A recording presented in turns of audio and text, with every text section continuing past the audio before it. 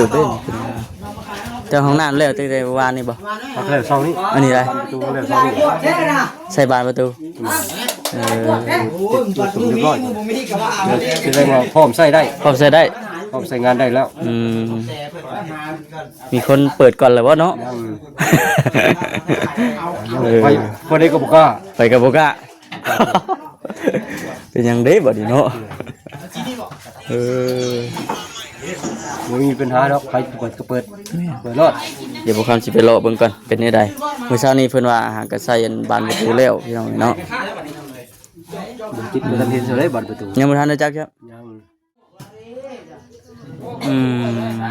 เบิ่งคือสิเมื่อยอยู่ดอกเบิ่งนี่เนาะไปเฮ็ดจักคือว่าเมื่อยบ่ฮะคอยจะมีอย่างหูฟังที่แหละ2-3 มื้อง่วยเริ่มมีการแล้วใช่นี่อากาศมันร้อนนี่ใจบ่หรือเหนื่อยกายทุกอย่างคิดน้ำไทยขึ้นหลายแค่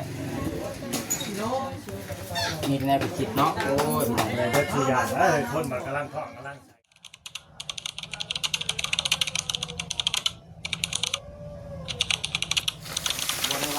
คนลึกเอ๊ะอันนี้บ่หนุ่มโอ้ยสบายดีหนุ่มโอ้ยสบายดีเปิดเถอะขอบคุณแกให้น้องเตยเฮ็ดไปช่างอันต้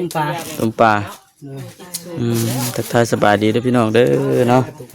ก็ปีนมาทางนี้ขึ้นกลางขึ้น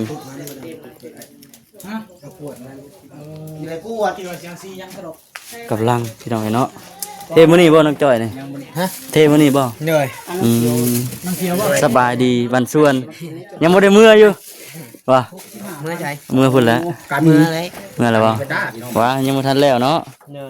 มันแล้วมันทั่วพุ่นแล้วเนาะถือว่าห้องน้ำสำเร็จเรียบร้อย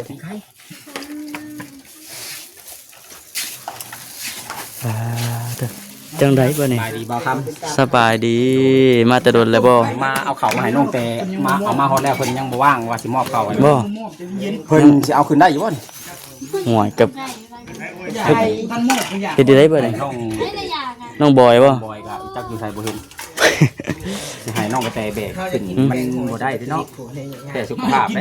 เดี๋ยวให้บ่คำบ่ซั่นบ่คำกับมันอ้ายนี่แหละหามบ่หามแล้วบัดนี้โอ้มีข่าวดีบ่มื้อนี้นะข่าวดีมาแจ้งข่าวดีข่าวใหญ่แม่นเพิ่นจักอยู่บ่เลย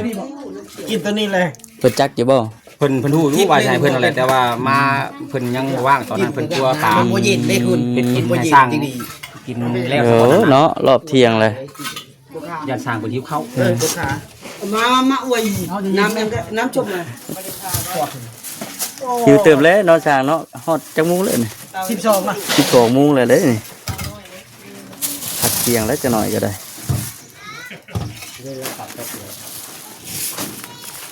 ลูกจะสั่งเกลียวเป็นพี่น้อยเนาะตัวสั่งเกลียวเฮ็ดแล้วพี่น้องเลยเนาะ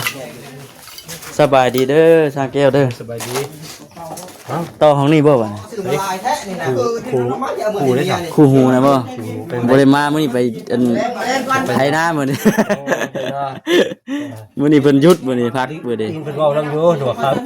เพิ่นเขาเรียกเพิ่นเว้าแต่วานนี่บ่มื้อนี้น่ะหยุดว่าซั่นหยุดไถนาก่อนโอเคว่าว่านนี่มันต้องเริ่มต้นแต่เดี๋ยวนี้แล้วเนาะวานอันนี้ก็ให้น้องสลาวไปไทยเริ่มเลยบ่เริ่มชิวานแล้วเริ่มสลาวกับเมียเพิ่นออกไปไทยไฟใหม่ลงเบิ่งไฟใหม่ลงเบิ่งกล้าเป็นบ่วันกล้าสิถือกี่ตมอยู่ดินอนจนถึงแล้วเนาะว่าไปพี่น้องเนาะเอาจิตเพิ่นก็คือว่ากำลังบุกเห็นว่าหน้าว่านหน้ายังมันเริ่มแล้วช่วงมันแดดทีแล้วเห็นว่าล่ารอจะหน่อยนะห่วยมันเอาไปทันได้แบบหากันแล้วห้องนึงโตห้องที่สองพี่น้องเนาะอันนี้กินข้าวกินน้ำพุ่นแล้วว่าเนาะข้าวกินน้ำก่อนจังลุยมันอีกสูงตื่นเต้น เจ้าห้องน้ำแล้วตั้งแต่วานนี่บ่ พักแล้วเช้านี้ อันนี้ไร ประตูแล้วเช้านี้ ใส่บานประตูเออ จุ่มเรียบร้อยคือได้ว่าพร้อมใส่ได้ พร้อมใส่ได้ พร้อมใส่งานได้แล้ว มีคนเปิดก่อนเลยวะเนาะ ไปพอได้ก็บอกว่า ไปกับโบกะ เป็นยังได้บ่ดีเนาะเออ ไม่มีปัญหาแล้วใครเปิดก็เปิดรอด เดี๋ยวพวกคำสิไปรอเบิ่งก่อนเป็นได้ใดเมื่อเช้านี้เพิ่นว่าอาหารกระใส่อันบานประตูแล้วพี่น้องเนาะ มันจิตมันเห็นเสร็จเลยบัตรประตู ยังบ่ทันได้จักครับ ยังตอนเมื่อวานนี่คนทันใส่ได้ซะ เออ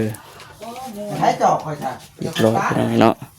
น้องเตทองได้เฮ้ยว่าไปเฮ็ดเถียงกันหน้าน้องดาวได้จะได้แล้วบ่ยังอยู่ จอถึงเมื่อเดียวไปย่อเสามันก็มาถึงเลย โอ้ยย่อสาวขึ้นไว้ซื่ออืม ไปจอถึงเรื่องนึงไปย่อเสา แล้วก็มาลุยงานพี่ต่อก่อนว่าซั่นติ เลยไม่แล้วหรือว่า โอ้ยังรอเพิ่นเลื่อยไม้บ่ ไม่พอ ไม่พอ ไม้บ่พอ เลยไม่พอกัน ไม่ข่าวไม่แป้น เออ ยังหลายอยู่ มาจะได้ไปซอยอีกมือหนึ่งเดียว จักคนสิเพิ่นเฮ็ดอยู่พุ่น นี่จะลูกดาว เอ โอ้ อ สองสามคน ซอยกันติคอยเฮ็ดไปเนาะ ต่างท่าต่างรอไม้อีกเบิ่งให้ไปเบิ่งห้องน้ำกันพี่น้องเอ้ยเนาะมื้อนี้บ่จิตบ่มาได้สิเลาะเบิ่งแทนบ่จิตเพิ่น ไปพี่น้องเอ้ยเนาะเอา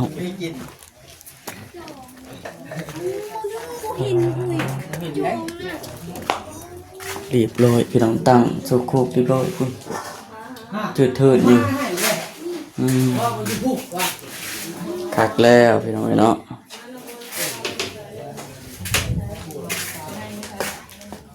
คัก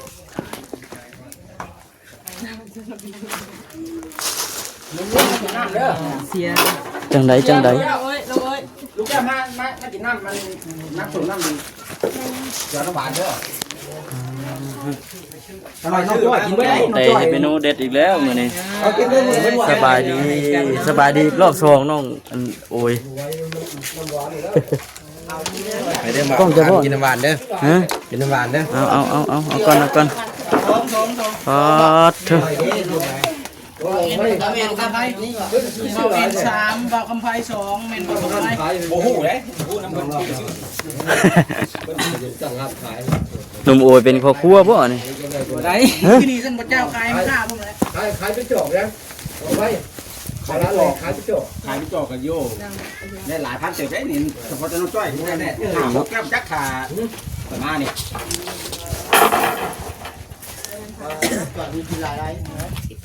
น้องจ้อยก็วานขึ้นนะ น้องจ้อยนี่หวานขึ้นกันยาขอเพียงแต่ไม่กินน้องจ้อย คนละขางเลยเฮาเนาะคนละขางเลยน้องจ้อย ก่อนมือจอกเลย บอกว่าไม่ได้ตื่นมาทำกัน ลองไปเลยลองกับไพ่ น้ำเห็นน้อง เอาตัวไหนกินมือละจอกก็พอแล้วข่อยคอยมีท่าดับตามสูงอยู่แล้วกินอันนี้ว่าเฮงบ่อยแล้วลงด้วย รองเท้านี่เราลงแต่ว่ารองเท้าเท่ที่ เราเบิ่งว่าสิ่งงานนี้เป็นยาก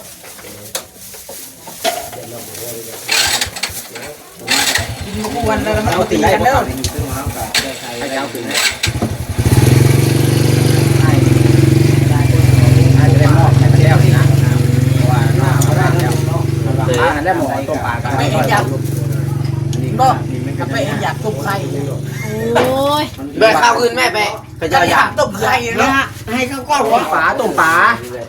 เราอยากกินต้มไข่ ต้มไข่เนี่ยได้มือต้มปลาเลยมือนี่กินต้มไข่นะ เรากินนั่นต้มปลา ไข่กับมีแต่ว่า อยากหมดเลย มือก็จะต้มปลาก้อนมือ ก็ทางอยากก้นเลยแล้ว เราไปยังหนึ่ง กินต้มปลาพร้อมต้มไข่น้ำมือแบบนี้กินแล้วนะ ช่างเพิ่น มันจะน่วยผู้ละน่วยเนาะ นัวก็พอแล้ว ก็บอแอนบอแอนมากินแต่ไข่ขาวจ้ำเปลือง ก็เองนะ ได้ จะกดแล้วปอกออกปอก รออยู่รอ แล้ว กินแต่ไข่ขาวได้เหรอ ช่วยเยอะเลยช่วยนั่งข้างหน้า ตอนนี้มันแก่ไปใส่น้ำเย็น พันธุ์ย่อยจะเอาเลยเอาโลด ตลอด เอาใส่ถุงไว้ต่างหากโลด บ้านหันจนไหนบ่โชคน้าออกอีกแล้ว เอายังบอก หัวน้ำปลาอยู่น้ำมาอีกเลย เอาแล้วคิดกันบ่ายนี่ย้อนกวด ยายจะยืน ได้กินมาเห็นอยู่ว่า ยังเย็นมันไทยนะ กูประจันมึงอยู่นะ โอ้ยดำเนิน เอาแล้ว ดำนาไทย น้ำมันผ่านมา จอยมาดิ เสียเป็นน้ำแข็งไปติ่มสิกระทังเราไว้สบายใจเลยบุญชื่อเลยหนึ่ง โอ้เฮินติ่มเลยนะเฮินมาลา เรียนน้องบวยถือยังกินนี่ ติ่มมันอยู่เจ้า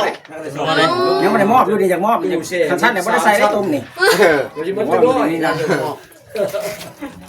คันนี้ไปจ่อใส่คนเลยมัน ฮะ เสียยืน3 ขั้น มันเอาไปจ่อก่อนทีนึงไงได้หาไปซื้อมาจนอีกโซ่ยังไม่ได้มอบมัน เพื่อนซีโม่ นี่ เข้าให้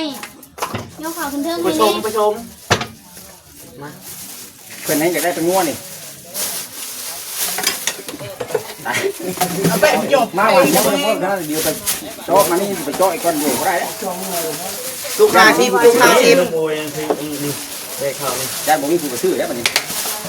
โวย เอามาหิวเอาวันพวกมึงพวกปลากระป๋องให้น้องแต่อยู่ได้บ่เจ้าจะเอาคืนได้บ่ผู้เดียวนี่บ่ให้ห้ามช่วยบ่ มันยอมกันแล้ว ปอดทุก ตั้งใจหัวตั้งใจหัว ตั้งจะหัวโซ่แล้วเนาะ ของแท้ จะชันเลยขาชัน ฟ้าเป็นนักแข่งที่สันวัดนะ โอ้ขึ้นหัวบันไดด้วยแล้วกัน จมน้ำมาถึงป้าหันได้ ตัวแม่เด้อ น้องแต่มาหิวเอามานี่มันเป็นง้อนี่กินเลย สียัง เกี่ยวกินเลยไปเกี่ยวแล้วต้มปลา นี่ตัวนี้ชิมแล้วเราตัวนี้ก่อน โอ้ไม่กำเลือกตัวธรรมดาเนาะจอกละ5 บาทบัตรนึง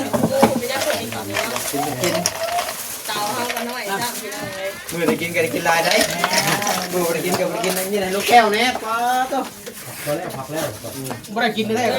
จะกินกับหวานบ่จะจงมาเลยว่าเธอนี่ กำก่อนเลย อะไร มอบ เอาน้ำส้มพี่คุณ น้ำส้มดีกว่าให้น้องคนได้ถึงง้อไป เอาน้ำส้มมันเกี่ยวว่า ที่มันหนักมากเลยสบายดีครับ ไปดีมีทั้งกันแก้วน้ำทานพุ่นรออยู่ น้ำแดงน้ำแดง พูดเจ้าไปทาง มันห่อนเนี่ยต้องน้ำแดง ห่อนมุ่ง แต่พี่น้องเลยมื้อนี้ได้เข้าได้ย่างลูกพี่น้องมาให้ ไปไปไป ยังไม่ได้มอบเถื่อพี่น้องเลยก่อนอื่นสบายดีเด้อสบายดีน้องเลยเป็นจังไดอยู่ดีมีแห้งอยู่บ่หรือว่าในใดเห็นหน้าตาคือแบบโศกเศร้าแบบ คือบ่หันบ่จากมั่งแท้เลย เป็นที่ไรปะ เมื่อยมื้อนี้บ่เมื่อยอยู่ว่าแต่มื้อที่ผ่านมาก็เมื่อยมื้อนี้เมื่อยกว่าแต่เก่า เริ่มเมื่อยแล้วมันห่อนแล้วนี่ มีอยู่ที่อันว่าโคกตำพริกมีบ่สากมีเนาะให้ได้มาพริกนี่มาไว้ให้เจ้าตำ บ่จากในขวดนะ พริกขาวโมแมนพริกดิบเพราะว่าพระเจ้าเอาพริกขาวมาขาย หมูพริกแห้งเนาะ แมนพริกแห้ง ยังหนัก โชคใหญ่หล่นทับน้องเตแล้วบัดนี้ แค่บ่ได้หัวมือบ่มีหัวมือบ่ยาวแม่พี่น้องได้พริกได้น้ำปลาน้ำมันกระเทียม โอ้ แล้วก็ ครบสุด แดก ประเด็ก ป ก็ ลา ได้ แดกแม่บุญล่ำพี่น้อง เออ กินบ่ปลาแดกแม่บุญล่ำแล้วก็ผงนัวนี่ที่ขาดบ่ได้พี่น้องผงนัวแล้วก็ปลากระป๋อง3แม่ครัวคอยว่าจริงเอาชองบ่อ่ะชองแม่ครัวน้องแต่ก็เป็นแม่ครัวเพิ่นเป็น3ว่าอันนี้เป็น4 เอาปริซี่ไม่ครัวเลยปะ แล้วก็มีไข่พี่น้องไข่กับมีแล้วก็ข้าวสารพี่น้องเนาะข้าวสารสอบหนึงพี่น้องเป็นผู้ใดเป็นทางผู้ใหญ่จากฝั่งไทยพี่น้องแต่ว่าเพิ่นอยู่ประเทศสหรัฐอเมริกา โอ้อยู่ไกลเนาะ เออ เด็กแม่ใจดีพี่น้องเพิ่นบ่ได้ประสงค์งานดอกหรือว่ามาฮอดต่อถึงผู้โชคดีไปที่เรียบร้อยพี่น้องเนาะทางปลอดภัยก็สิได้มอบให้ทางน้องแต่เพิ่นเอาน้องแต่ให้น้องแต่ขอบคุณน้องทางอันแม่ตู้แม่ตู้ใหญ่ใจดี อยากไปทำแทนเลย แม่ตู้ใหญ่ใจดี อืม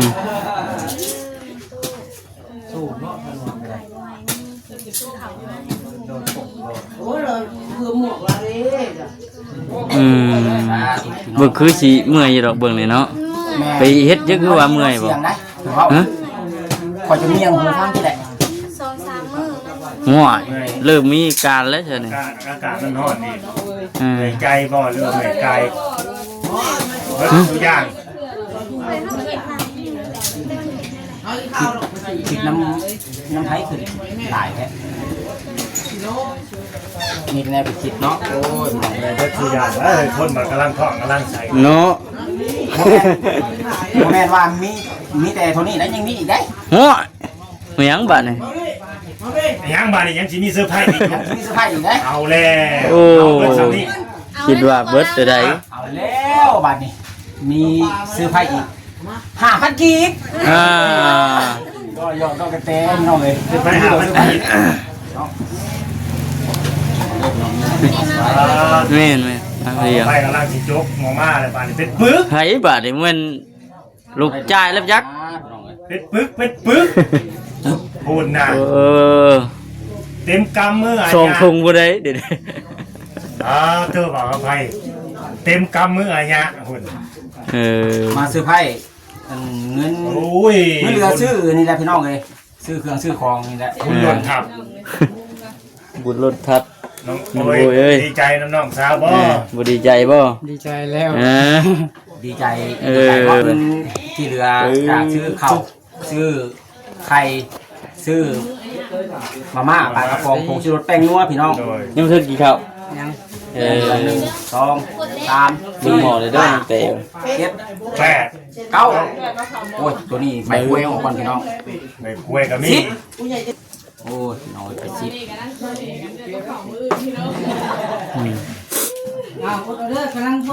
2 3 4 5 15 อันนี้เอาบ่น้องเต๋ บ่ อันนี้การ 12,000 12,000 ปลายมันพี่น้องเลยจะเอาให้เบิดเลยน้องกระเต ปลายก็ให้อีก เอาให้อีกเอาคืนนะ ปลายมันก็ให้ ยังเหลืออยู่1,513,000กีบพี่น้องเลย เหลือซื้อข้าวซื้อนี่แหละ นี่อยู่ในกินเนาะเครื่องของ เป็นล้าน เอามาให้น้องกระเตใส่ใจาย โดย ซื้อนั่นซื้อนี่แนวจำเป็น บ่แม่นบ่เอาไผได้นี่ซะเอาไว้บำรุงเด้คนท้องคนใส่เพิ่นเห็นจากบำรุงนี่ครับ แม่นนี่น้องเต๋เนาะ ถ้าว่าคนท้องก็ บ่ฮู้บ่ยังบ่ฮู้บ่ มามื้อนี้นี่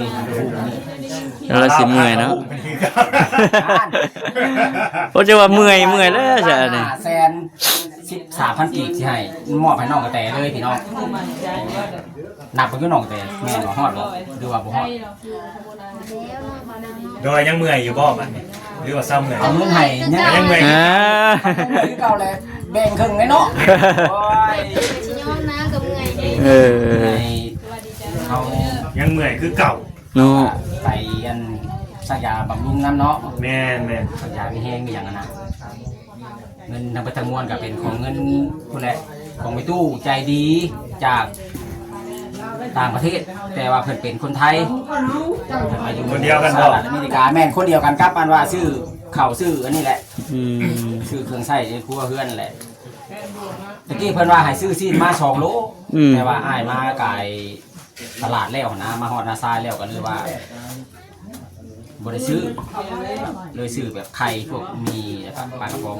คันเจ้าอยากอ่ะเจ้าก็ซื้อเอาบัดนายมื้อไหนดิเจ้าอยากเจ้าบ่อยากอ่ะเจ้าบ่ซื้อ เอ้าเขาอีกถึกอีกบัดนี้ติคือแนวมันมีเหือมีแห้งอะไรเนาะ แม่นมาฮอดอันเจ้าของผู้โชคดีเป็นที่ห้อยปานนี้ถือว่า ได้